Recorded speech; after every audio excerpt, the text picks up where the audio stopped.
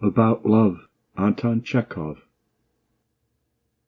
At lunch next day there were very nice pies, crayfish and mutton cutlets, and while we were eating, Nicanor the cook came up to ask what the visitors would like for dinner. He was a man of medium height, with a puffy face and little eyes.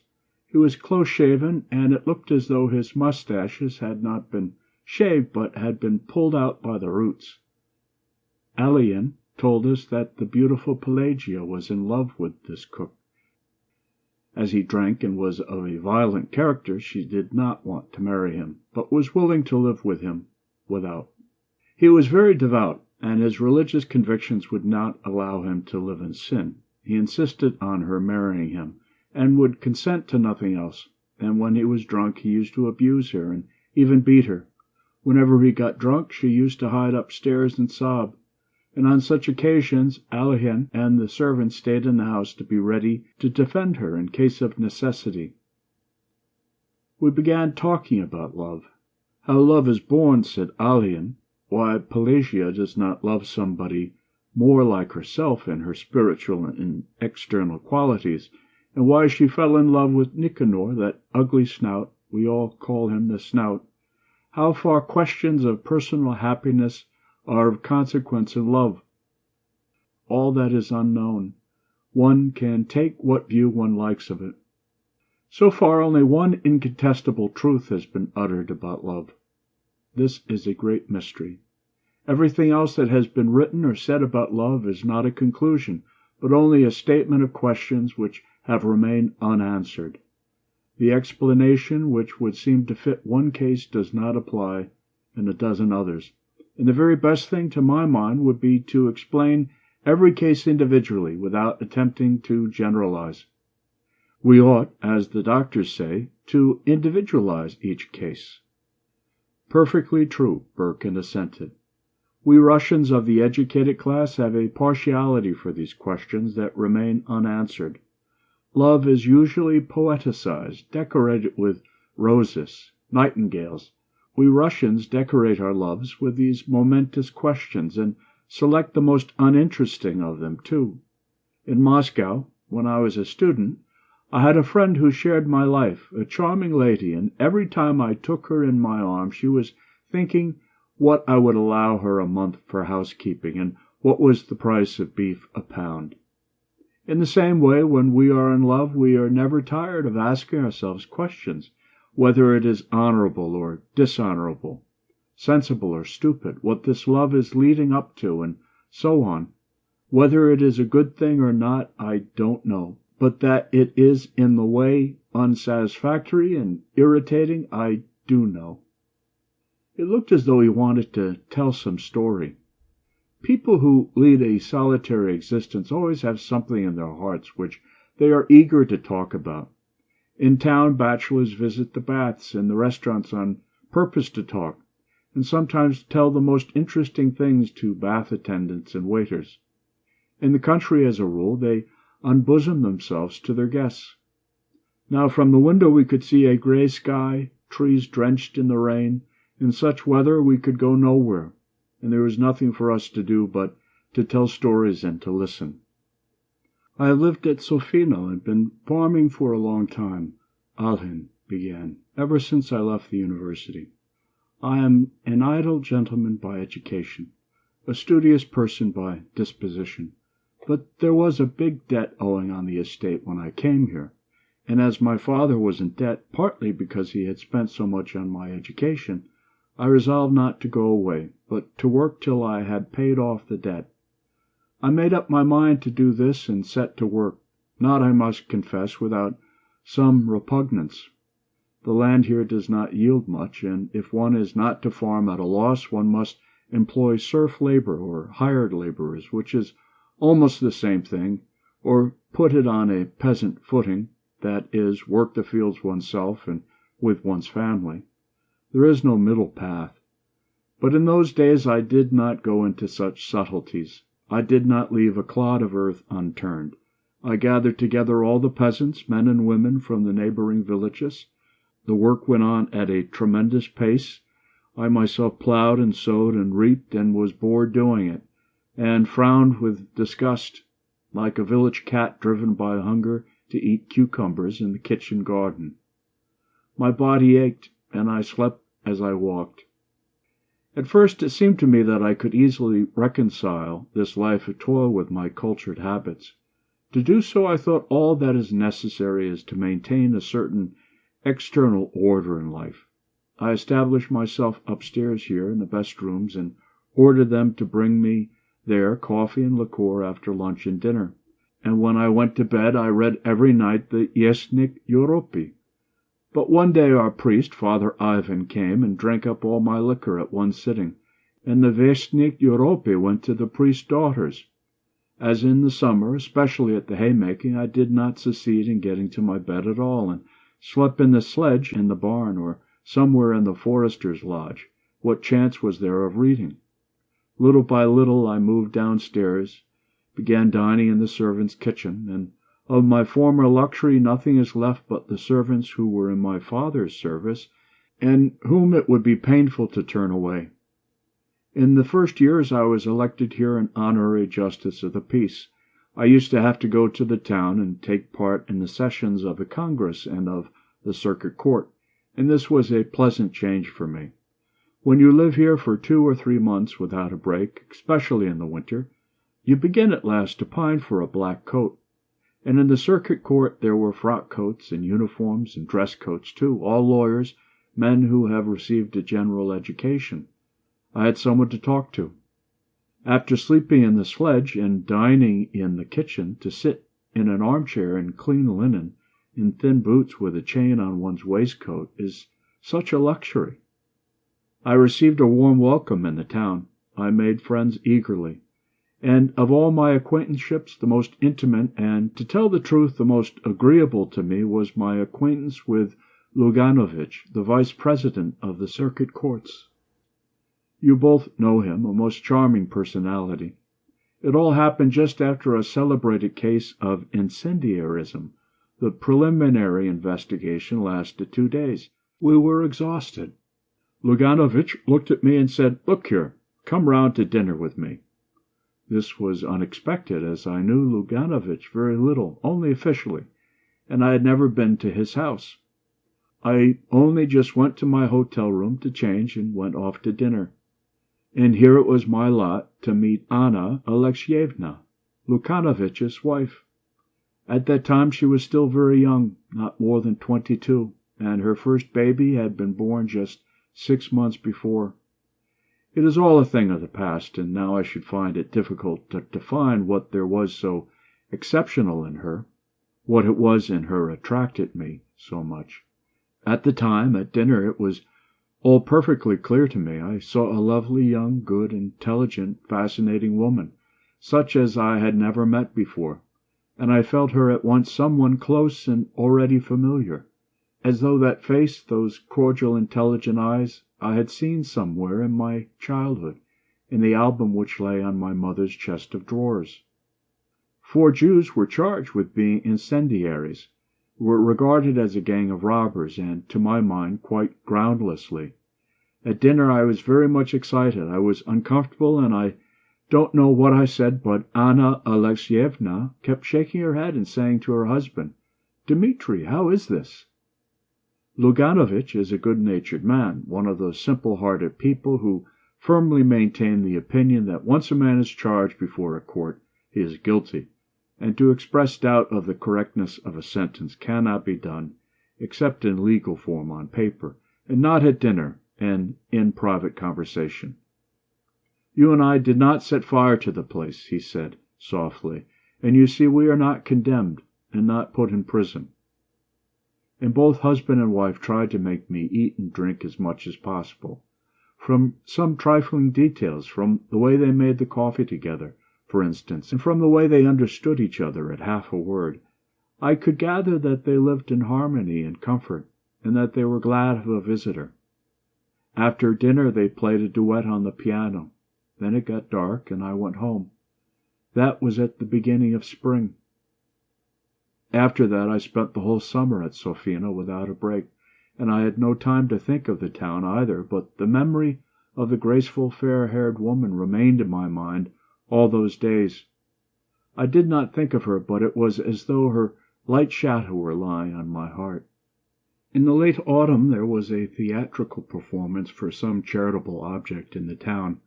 I went into the governor's box. I was invited to go there in the interval. I looked, and there was Anna Alexievna sitting beside the governor's wife, and again the same irresistible, thrilling impression of beauty and sweet, caressing eyes, and again the same feeling of nearness. We sat side by side, then went to the foyer. "You've grown thinner," she said. "Have you been ill?" "Yes, I've had rheumatism in my shoulder, and in rainy weather I can't sleep."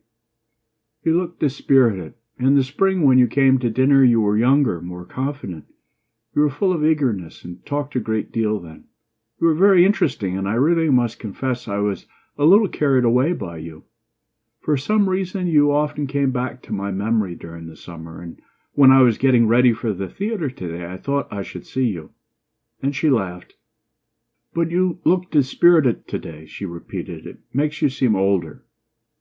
The next day I lunched at the Luganoviches'. After lunch they drove out to their summer villa in order to make arrangements there for the winter, and I went with them. I returned with them to the town, and at midnight drank tea with them in quiet domestic surroundings, while the fire glowed and the young mother kept going to see if her baby girl was asleep. And after that, every time I went to town, I never failed to visit the Luganoviches'. They grew used to me, and I grew used to them. As a rule, I went in unannounced, as though I were one of the family. "Who is there?" I would hear from a far-away room, in the drawling voice that seemed to me so lovely. "It is Pavel Konstantinovitch," answered the maid or the nurse. Anna Alexievna would come out to me with an anxious face, and would ask every time, "Why is it so long since you have been? Has anything happened?" Her eyes, the elegant, refined hand she gave me, her indoor dress, the way she did her hair, her voice, her step, always produced the same impression on me of something new and extraordinary in my life, and very important. We talked together for hours, were silent, thinking each our own thoughts, or she played for hours to me on the piano. If there were no one at home, I stayed and waited, talked to the nurse, played with the child, or lay on the sofa in the study and read. And when Anna Alexievna came back, I met her in the hall, took all her parcels from her, and for some reason I carried those parcels every time with as much love, with as much solemnity as a boy. There is a proverb that if a peasant woman has no trouble, she will buy a pig. The Luganoviches had no trouble, so they made friends with me. If I did not come to the town, I must be ill, or something must have happened to me, and both of them were extremely anxious. They were worried that I, an educated man with a knowledge of languages, should, instead of devoting myself to science or literary work, live in the country, rush round like a squirrel in a cage, work hard with never a penny to show for it. They fancied that I was unhappy, and that I only talked, laughed, and ate to conceal my sufferings, and even at cheerful moments, when I felt happy, I was aware of their searching eyes fixed upon me. They were particularly touching when I really was depressed, when I was being worried by some creditor, or had not money enough to pay interest on the proper day. The two of them, husband and wife, would whisper something at the window. Then he would come to me and say with a grave face, "If you really are in need of money at the moment, Pavel Konstantinovitch, my wife and I beg you not to hesitate to borrow from us." And he would blush to his ears with emotion, and it would happen that after whispering in the same way at the window, he would come up to me with red ears and say, "My wife and I earnestly beg you to accept this present." And he would give me studs, a cigar case, or a lamp, and I would send them game, butter, and flowers from the country. They both, by the way, had considerable means of their own. In early days I often borrowed money, and was not very particular about it. Borrowed wherever I could, but nothing in the world would have induced me to borrow from the Luganoviches. But why talk of it? I was unhappy. At home, in the fields, in the barn, I thought of her. I tried to understand the mystery of a beautiful, intelligent young woman's marrying someone so uninteresting, almost an old man. Her husband was over 40, and having children by him. To understand the mystery of this uninteresting, good, simple-hearted man, who argued with such wearisome good sense at balls and evening parties, kept near the more solid people, looking listless and superfluous, with a submissive, uninterested expression, as though he had been brought there for sale, yet who believed in his right to be happy, to have children by her. And I kept trying to understand why she had met him first and not me, and why such a terrible mistake in our lives need have happened. And when I went to the town, I saw every time from her eyes that she was expecting me, and she would confess to me herself that she had a peculiar feeling all that day, and had guessed that I should come. We talked a long time, and were silent, yet we did not confess our love to each other, but timidly and jealously concealed it. We were afraid of everything that might reveal our secret to ourselves. I loved her tenderly, deeply, but I reflected and kept asking myself what our love could lead to if we had not the strength to fight against it. It seemed to be incredible that my gentle, sad love could all at once coarsely break up the even tenor of the life of her husband, her children, and all the household in which I was so loved and trusted. Would it be honorable? She would go away with me, but where? Where could I take her? It would have been a different matter if I had had a beautiful, interesting life, if, for instance, I had been struggling for the emancipation of my country, or had been a celebrated man of science, an artist or a painter. But as it was, it would mean taking her from one everyday humdrum life to another as humdrum, or perhaps more so. And how long would our happiness last? What would happen to her in case I was ill, in case I died, or if we simply grew cold to one another? And she apparently reasoned in the same way. She thought of her husband, her children, and of her mother, who loved the husband like a son. If she abandoned herself to her feelings, she would have to lie, or else to tell the truth, and in her position either would have been equally terrible and inconvenient. And she was tormented by the question whether her love would bring me happiness. Would she not complicate my life, which as it was hard enough and full of all sorts of trouble? She fancied she was not young enough for me, that she was not industrious nor energetic enough to begin a new life, and she often talked to her husband of the importance of my marrying a girl of intelligence and merit, who would be a capable housewife and a help to me. And she would immediately add that it would be difficult to find such a girl in the whole town. Meanwhile, the years were passing. Anna Alexievna already had 2 children. When I arrived at the Luganoviches, the servants smiled cordially. The children shouted that Uncle Pavel Konstantinovitch had come and hung on my neck. Everyone was overjoyed. They did not understand what was passing in my soul, and thought that I too was happy. Everyone looked on me as a noble being, and grown-ups and children alike felt that a noble being was walking about the rooms, and that gave a peculiar charm to their manner towards me, as though in my presence their life too was purer and more beautiful. Anna Alexievna and I used to go to the theatre together, always walking there. We used to sit side by side in the stalls, our shoulders touching. I would take the opera glass from her hands without a word, and feel at that minute that she was near me, that she was mine, that we could not live without each other. But by some strange misunderstanding, when we came out of the theatre, we always said good-bye and parted as though we were strangers. Goodness knows what people were saying about us in the town already, but there was not a word of truth in it at all. In the latter years, Anna Alexievna took to going away for frequent visits to her mother or to her sister. She began to suffer from low spirits. She began to recognize that her life was spoilt and unsatisfied, and at times she did not care to see her husband nor her children. She was already being treated for neurasthenia. We were silent and still silent, and in the presence of outsiders she displayed a strange irritation in regard to me. Whatever I talked about, she disagreed with me, and if I had an argument, she sided with my opponent. If I dropped anything, she would say coldly, "I congratulate you." If I forgot to take the opera glass when we were going to the theatre, she would say afterwards, "I knew you would forget it." Luckily or unluckily, there is nothing in our lives that does not end sooner or later. The time of parting came as Luganovich was appointed president in one of the western provinces. They had to sell their furniture, their horses, their summer villa. When they drove out of the villa and afterwards looked back as they were going away to look the last time at the garden, at the green roof, everyone was sad, and I realized that I had to say good-bye not only to the villa. It was arranged that at the end of August we should see Anna Alexievna off to the Crimea, where the doctors were sending her, and that a little later Luganovich and the children would set off for the western province.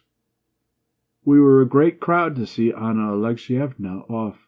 When she had said good-bye to her husband and her children, and there was only a minute left before the third bell, I ran into her compartment to put a basket, which she had almost forgotten, on the rack, and had to say good-bye. When our eyes met in the compartment, our spiritual fortitude deserted us both. I took her into my arms. She pressed her face to my breast, and tears flowed from her eyes. Kissing her face, her shoulders, her hands wet with tears. Oh, how unhappy we were! I confessed my love for her, and with a burning pain in my heart I realized how unnecessary, how petty, and how deceptive all that had hindered us from loving was. I understood that when you love, you must either, in your reasonings about that love, start from what is highest, from what is more important than happiness or unhappiness, sin or virtue in their accepted meaning, or you must not reason at all. I kissed her for the last time, pressed her hand, and parted forever. The train had already started. I went into the next compartment. It was empty, and till I reached the next station I sat there, crying. Then I walked home to Sofino. While Alehin was telling his story, the rain left off and the sun came out. Birkin and Ivan Ivanovitch went out on the balcony, from which there was a beautiful view over the garden and the mill pond, which was shining now in the sunshine like a mirror. They admired it, and at the same time they were sorry that this man with the kind, clever eyes, who had told them this story with such genuine feeling, should be rushing round and round this huge estate like a squirrel on a wheel, instead of devoting himself to science or something else which would have made his life more pleasant.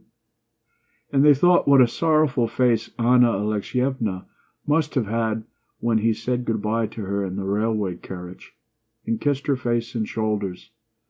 Both of them had met her in the town, and Birkin knew her and thought her beautiful. End of About Love by Anton Chekhov.